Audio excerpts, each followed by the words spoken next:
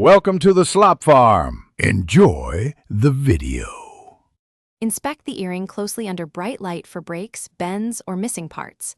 Use a magnifier to locate hairline cracks and worn posts. Gather essential tools now including fine needle nose pliers 3, 5 inches and a 0, 5 mm jewel file. Add a small butane torch, solder in 0, 5 mm diameter and flux for metal work. Confirm metal type by magnet test and marking stamps before applying heat. Wear safety glasses and a respirator while working with solder and flames. Clean the repair area with acetone and a soft brush to remove oils. Dry the metal completely with lint-free cloth to ensure solder adhesion. Align broken pieces using padded pliers and a 0, 5 mm clamp if needed for stability.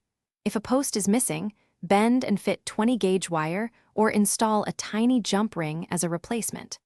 Apply flux lightly to the joint to promote solder flow and prevent oxidation during heating. Practice energy control when using a torch to avoid overheating.